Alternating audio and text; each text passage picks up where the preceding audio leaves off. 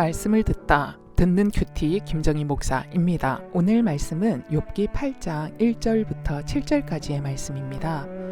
하나님 아버지, 잘못된 진단이 사람을 죽이는 잘못된 처방을 내릴 수 있음을 알아서 함부로 사람을 판단치 않길 원하오니 말씀하여 주시옵소서. 예수님 이름으로 기도합니다. 아멘. 잘못된 진단과 처방을 내리지 않으려면 첫 번째, 내가 가진 하나님 지식이 단편적인 것임을 인정해야 합니다.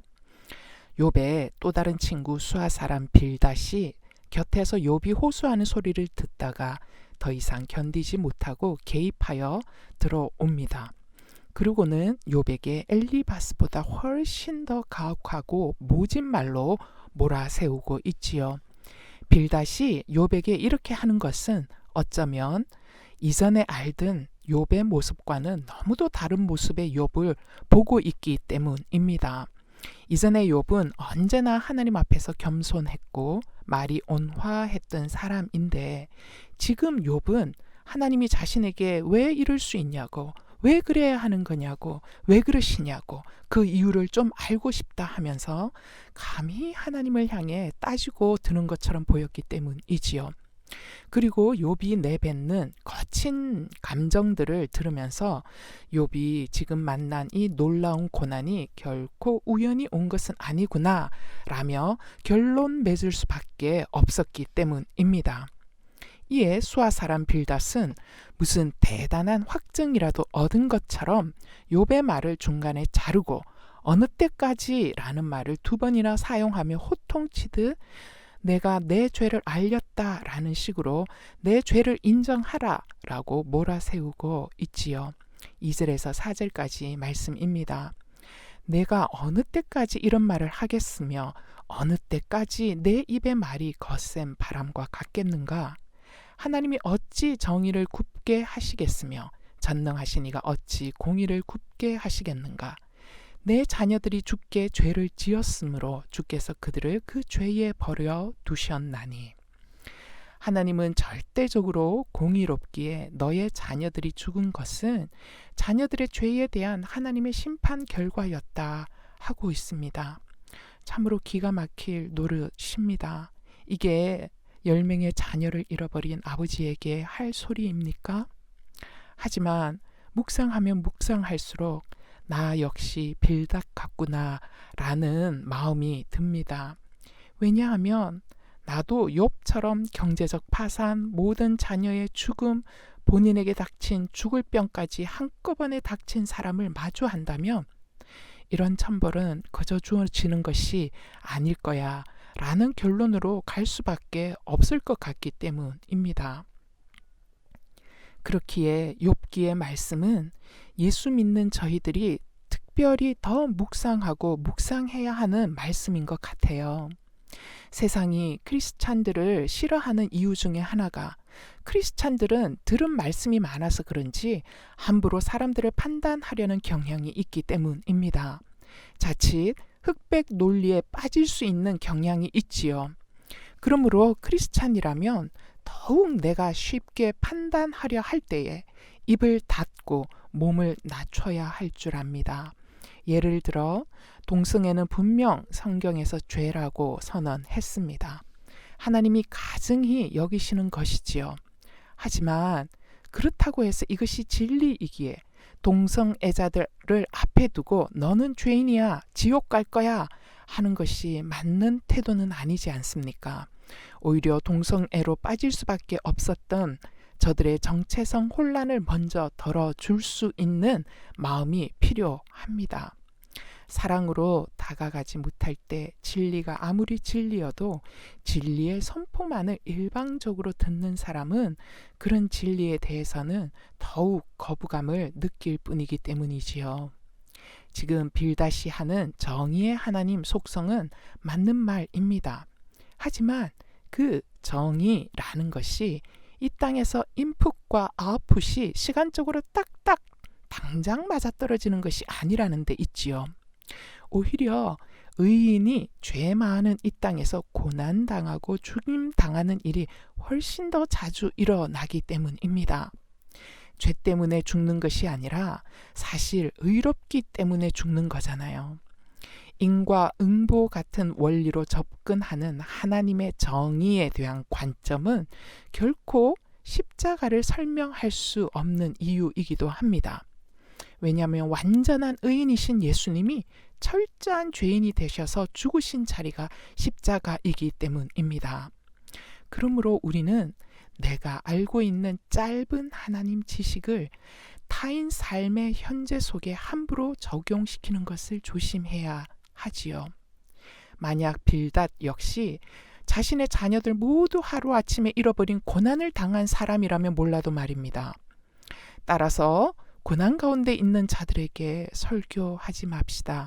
얼마나 힘드냐고, 내가 도울 것이 없어서 미안하다고 하는 것이 오히려 그 사람을 일으키는 힘이 아닐까요? 묵상 질문이에요.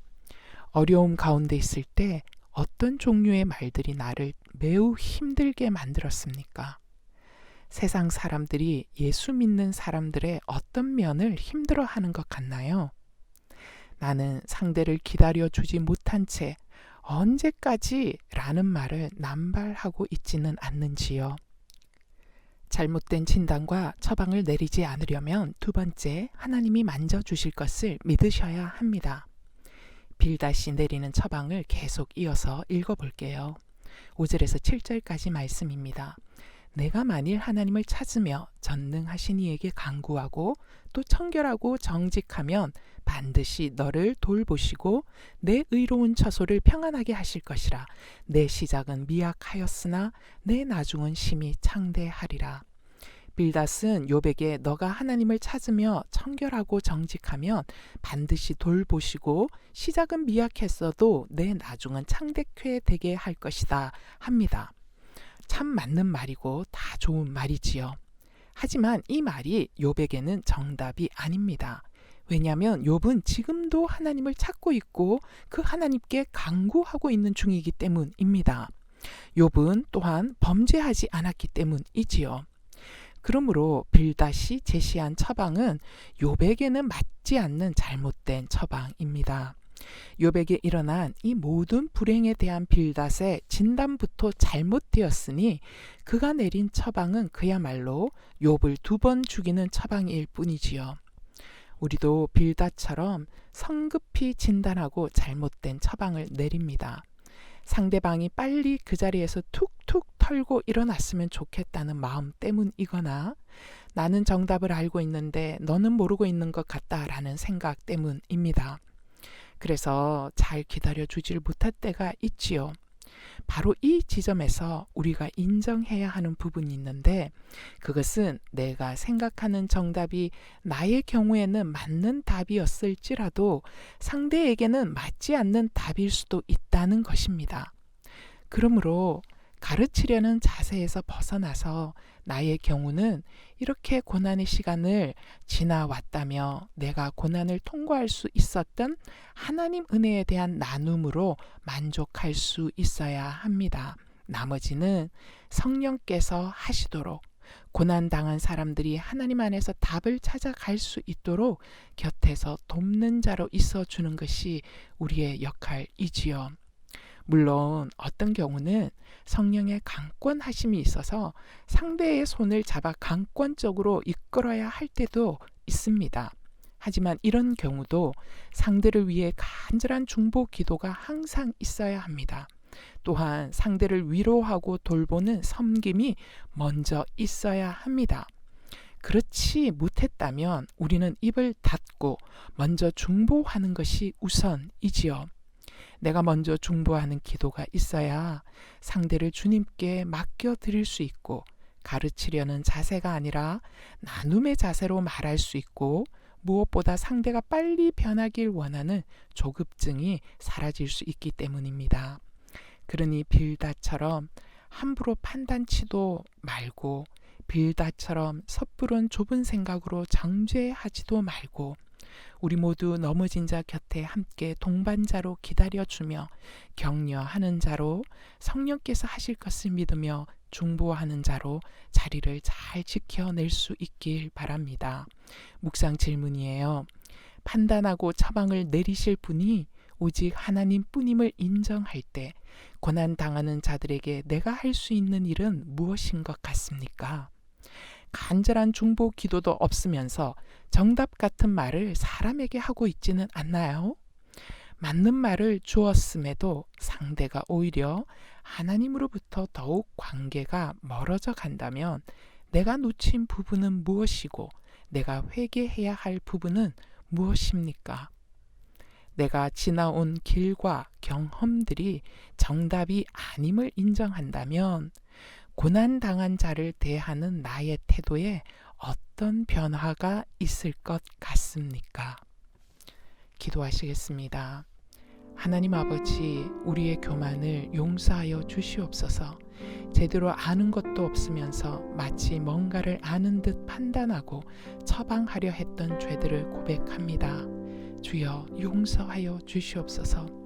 아버지, 비록 우리가 복음의 진리를 알고 있어도 이 복음의 진리를 세상 사람들의 현재 상황에 지혜 없이 함부로 적용하여 판단하고 말들을 함부로 함으로 인하여 복음의 진리가 비방받지 않도록 뱀처럼 지혜롭고도 비둘기처럼 순결한 은혜를 부어 주시옵소서. 아버지, 내 상황은 나란 사람은 알지도 못하면서 겉으로 드러난 부분만을 보며 판단하는 죄들을 우리 모두가 범합니다. 판단하는 죄로 인하여 세상이 예수님에 대해 오해하고 복음의 마음을 닫게 했습니다. 빌닷의 어리석은 행위가 바로 우리의 모습입니다. 주여 도와주시옵소서. 어려움과 공고한 가운데 있는 사람이 곁에 있다면 나의 판단을 내려놓게 하옵소서. 때론 그 사람이 어리석음 가운데 빠져서 자신뿐만 아니라 가족들 모두 곤란에 빠져 있는 것이 보일지라도 먼저는 내 입술을 닫게 하시고 혼미함 가운데 있는 그 사람을 위해 중보하는 사랑의 기도가 먼저 있게 하옵소서. 정말 권면을 해야 한다면 내가 마치 뭔가를 아는 사람처럼이 아니라 지나온 내 인생의 고난의 시간 속에서 일하신 하나님의 선하심을 나누게 하옵소서. 나는 어떻게 그 시간을 견딜 수 있었는지, 그것이 묵상이었다면, 그것이 기도였다면 그냥 내게 역사하신 하나님을 나누는 것으로 만족하게 하옵소서. 나머지는 성령님께서 그 사람에게 필요한 말씀을 주시리라 신뢰하며 맡기게 하옵소서. 그러나 주님, 이것으로 내 할 일 다 했다가 아니라 고난당한 자들 곁에 함께 있어주는 기다림의 사역을 감당할 수 있길 원합니다. 욥이 힘들었던 것은 욥 곁에서 욥이 길을 찾을 수 있도록 기다려주는 친구가 없었다는 것입니다. 모두 한결같이 조급했고 한결같이 쉽게 판단했고 한결같이 잘못된 처방만을 남발했습니다. 주님, 우리는 욥의 세 친구보다 지혜가 있다라고 우리는 말할 수 없습니다. 오히려 우리는 그들보다 지혜가 더욱더 없는 자들이기에 우리는 더 잘 기다려야 할 줄 믿습니다. 맞는 말이 사람을 살릴 수 없고 옳은 말이 멀쩡한 사람도 죽일 수 있음을 인정합니다. 하오니 주님, 성령으로 날마다 먼저 내 자신이 의롭지 못한 자임을 보게 하셔서 내가 누구를 가르칠 수 있는 자가 아님을 알게 하옵소서.